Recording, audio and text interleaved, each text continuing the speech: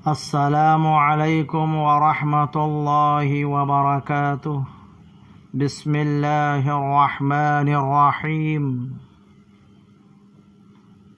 عورت کا مقام اسلام کی نظر میں۔ اسلام کے آنے سے قبل عورتوں کے ساتھ مردوں کا سلوک بہت ہی ظالمانہ تھا۔ عورتوں کو نہ صرف حقیر و ذلیل سمجھا جاتا بلکہ قوم نے انہیں وہ درجہ دے رکھا تھا جو جانوروں کے لیے بھی کسی طرح مناسب نہ تھا۔ اہل عرب اپنی ہی بیٹیوں کو اپنے ہاتھوں سے زندہ دفن کر دیتے تھے۔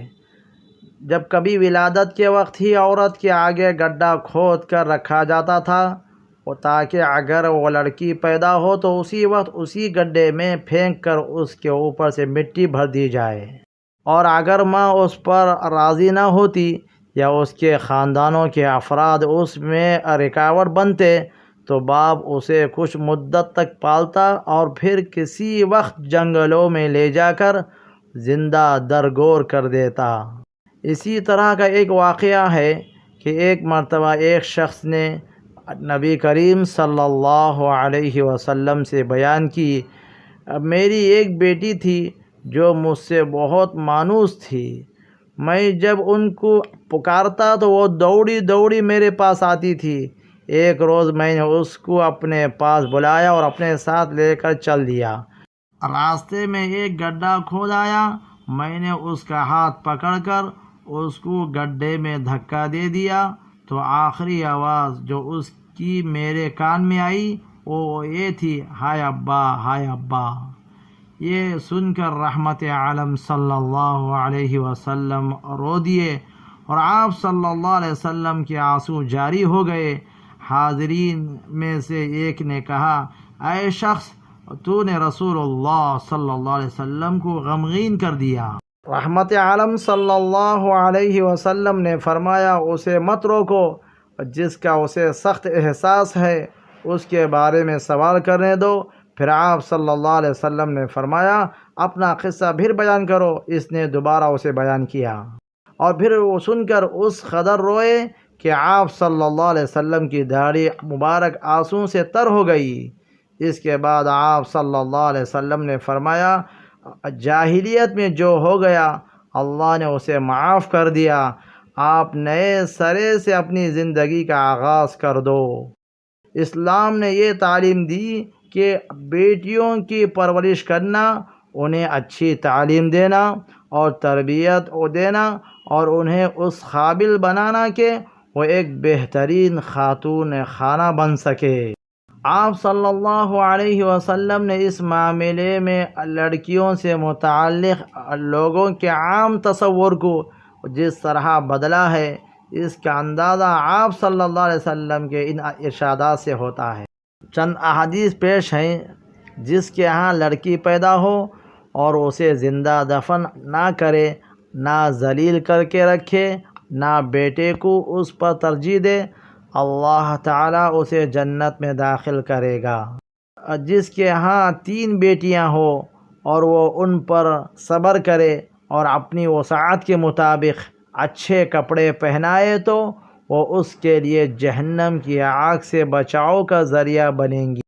جس کے ہاں 2 بیٹیاں ہو اور وہ ان کو اچھی طرح رکھے، وہ اسے جنت پہنچائے گی۔ جو شخص ان لڑکیوں کی پیدائش سے آزمائش میں ڈالا جائے اور پھر وہ ان سے نیک سلوک کرے تو یہ اس کے لیے جہنم کی آگ سے بچاؤ کا ذریعہ بنے گی۔ جس نے 2 لڑکیوں کی پرورش کی یہاں تک کہ وہ بالغ ہوگی تو جب قیامت کے روز میرے ساتھ اس طرح آئے گا، یہ فرما کر حضور صلی اللہ علیہ وسلم نے اپنی 2 انگلیاں کو جوڑ کر بتایا۔ جس نے 3 بیٹیوں یا بہنوں کی پرورش کی، ان کو اچھا ادب سکھایا اور ان سے شفقت کا برتاؤ کیا یہاں تک کہ وہ اس کی محتاج نہ رہے تو اللہ اس کے لیے جنت واجب کر دے گا۔ ایک شخص نے عرض کیا، یا رسول اللہ صلی اللہ علیہ وسلم، 2 بیٹیاں ہو تو؟ حضور صلی اللہ علیہ وسلم نے فرمایا، 2 بھی۔ حدیث کے راوی ابن عباس رضی اللہ تعالیٰ عنہ کہتے ہیں کہ اگر لوگ اس وقت ایک کے متعلق پوچھتے تو حضور صلی اللہ علیہ وسلم اس کے بارے میں بھی یہی فرماتے۔ آپ صلی اللہ علیہ وسلم کی اسی تعلیم کا ہی اثر تھا کہ لڑکیوں کو ناحق قتل ہونا بند ہوا، ورنہ جاہلیت کے عربوں نے ہزاروں معصوم لڑکیوں کو زندہ درگور کر دیا۔ حضور صلی اللہ علیہ وسلم نے خود اپنی لڑکیوں کی جس طرح تربیت کی اور انہیں جتنی شفقت اور پیار دیا وہ مسلمانوں کے لیے بہترین نمونہ ہے۔ حضرت فاطمہ زہرا رضی اللہ تعالی عنہا سے آپ صلی اللہ علیہ وسلم اتنا پیار کرتے تھے کہ اس کی مثال نہیں ملتی۔ آپ صلی اللہ علیہ وسلم نے فرمایا کرتے تھے، فاطمہ زہرا رضی اللہ تعالی عنہا میرے جگر کا ٹکڑا ہے۔ فاطمہ زہرا رضی اللہ تعالی عنہا کا نکاح ہو گیا تو آپ صلی اللہ علیہ وسلم اکثر ان کے گھر تشریف لے جاتے تھے اور اپنے نواسوں حسن اور حسین رضی اللہ تعالی عنہما کو لے کر گود میں کھلاتے تھے اور بہت خوش ہوتے تھے۔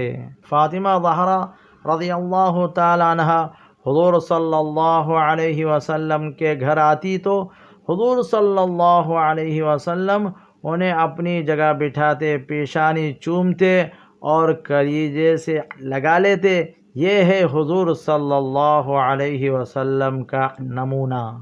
اللہ تعالیٰ سے دعا ہے کہ وہ ہم تمام مسلمانوں کو نیک ہدایت بخشے اور حضور صلی اللہ علیہ وسلم کی مکمل پیروی کرتے ہوئے زندگی بسر کرنے کی توفیق عطا فرمائے۔ آمین ثم آمین۔